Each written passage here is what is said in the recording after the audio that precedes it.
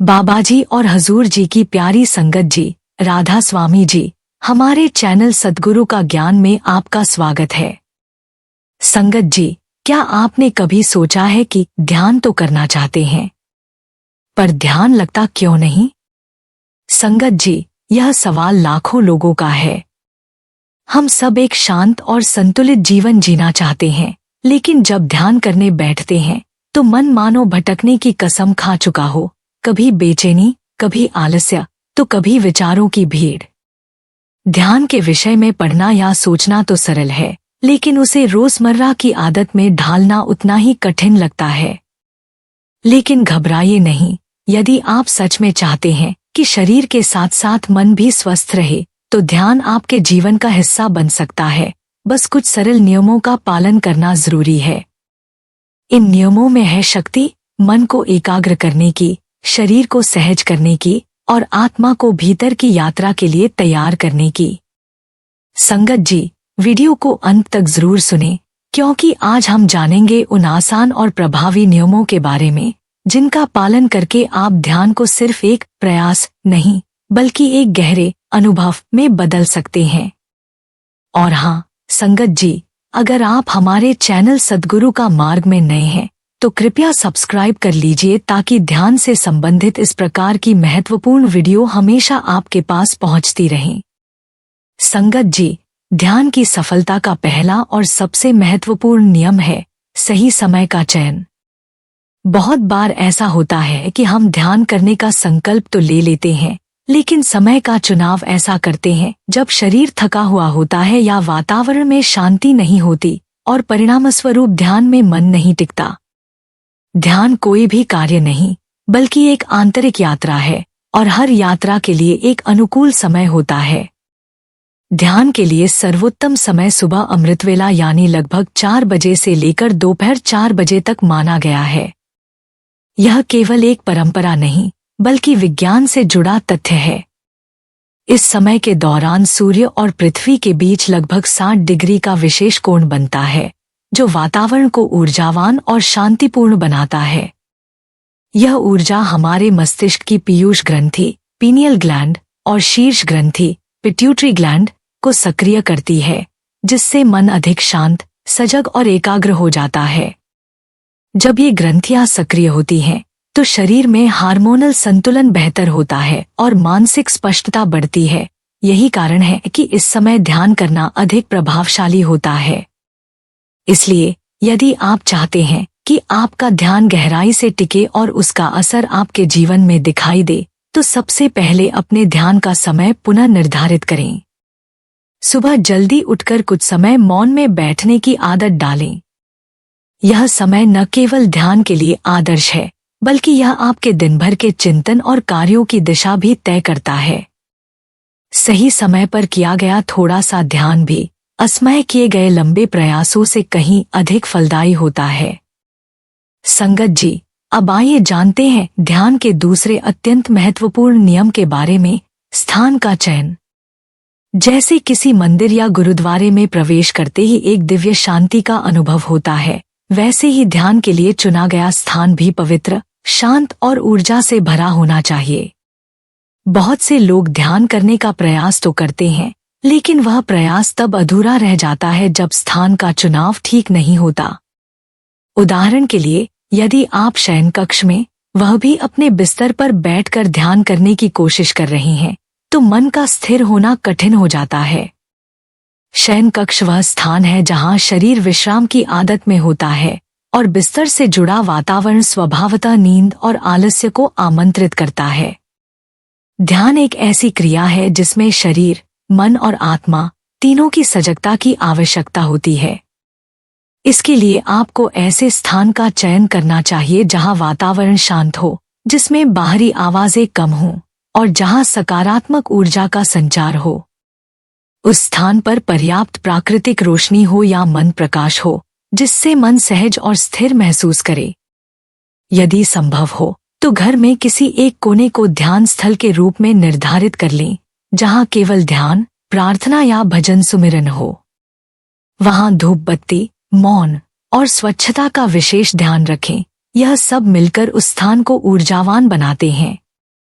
संत जन भी कहते हैं, जैसी संगत वैसी रंगत, वैसा ही स्थान भी मन की अवस्था को ढालता है। जब आप बार बार एक ही स्थान पर बैठकर सुमिरन करते हैं तो वह स्थान भी ऊर्जा से भर जाता है और वहां बैठते ही मन अपने आप शांत होने लगता है। इसलिए संगत जी, यदि आप ध्यान को एक गहरी साधना में बदलना चाहते हैं तो अपने ध्यान के स्थान को विशेष महत्व दें। वह स्थान ही आपकी अंतर यात्रा की आधार भूमि बनेगा। संगत जी, अब जानते हैं ध्यान के तीसरे नियम के बारे में, बैठने का सही तरीका। बहुत से साधकों को ध्यान के दौरान एकाग्रता की कमी, असहजता या शारीरिक थकान का अनुभव होता है और वे समझ नहीं पाते कि इसका कारण उनकी बैठक की स्थिति हो सकती है।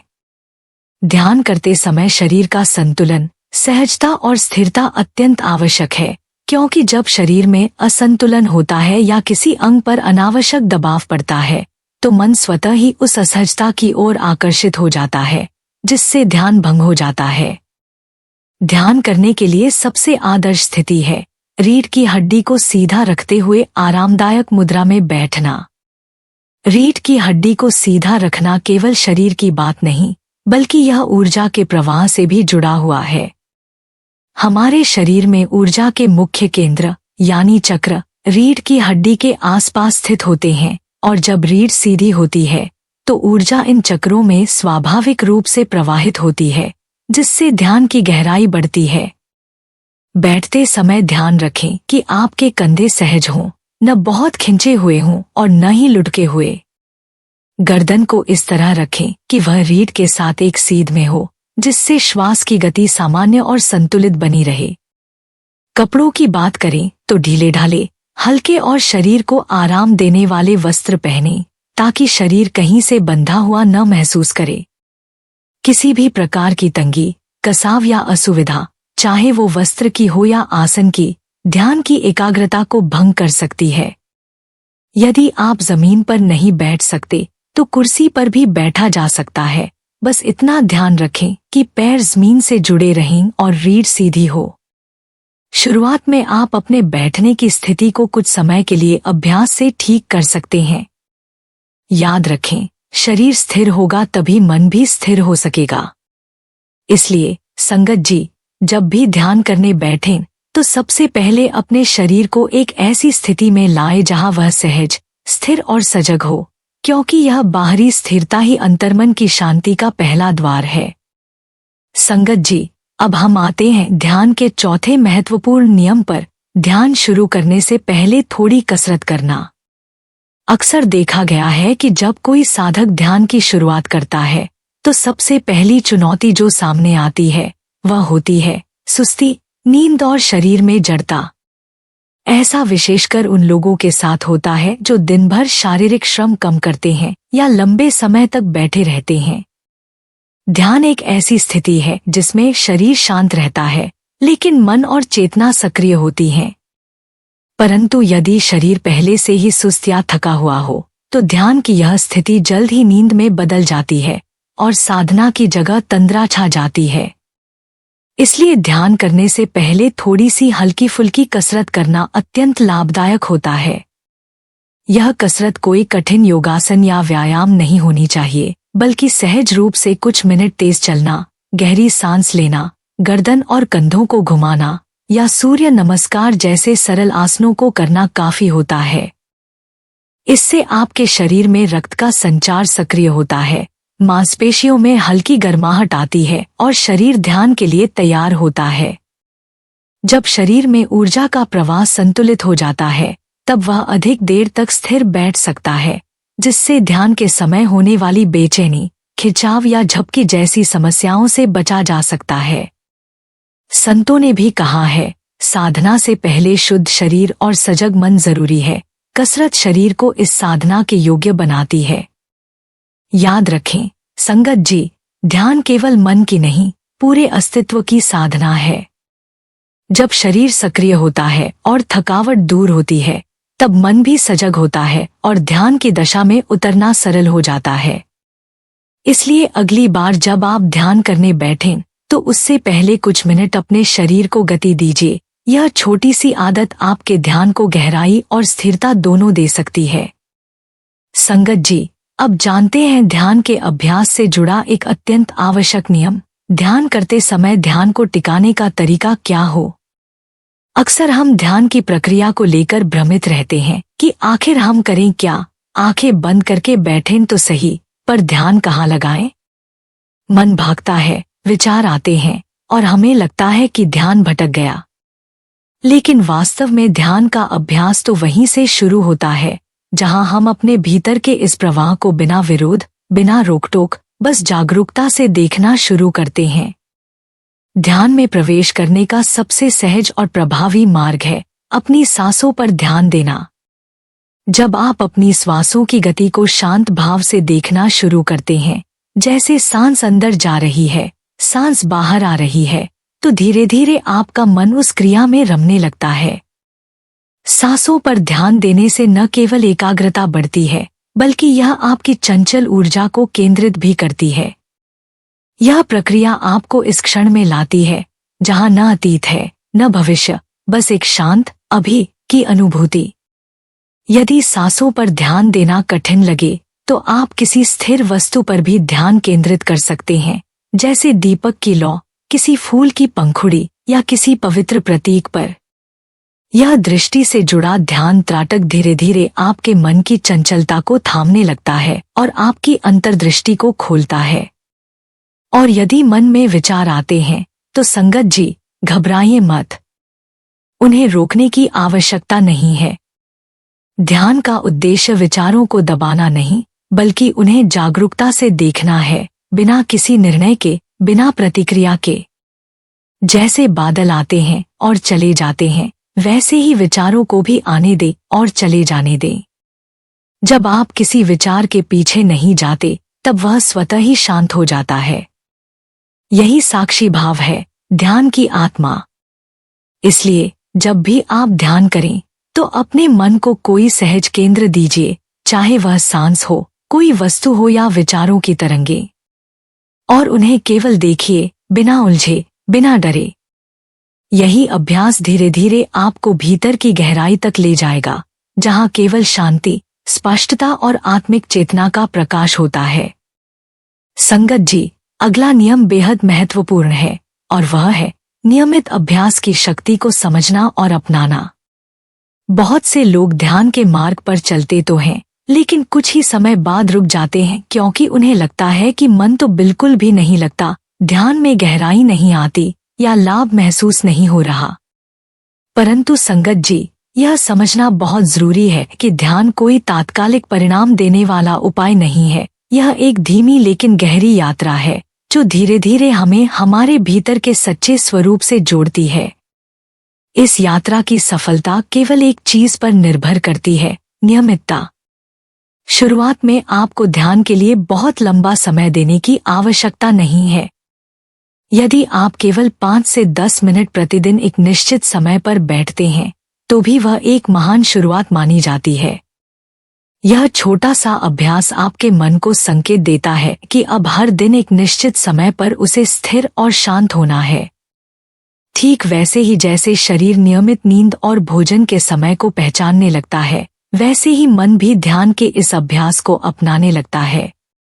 लेकिन यदि हम कभी करते हैं, कभी छोड़ देते हैं या मन पर निर्भर होकर ध्यान करते हैं, तो संगत जी, वह मन कभी तैयार नहीं होगा, क्योंकि मन का स्वभाव ही चंचल और भ्रमित करना है।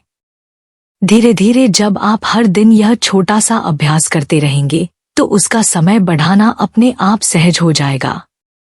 10 मिनट धीरे धीरे 15, फिर 20 और फिर 30 मिनट में बदल सकता है।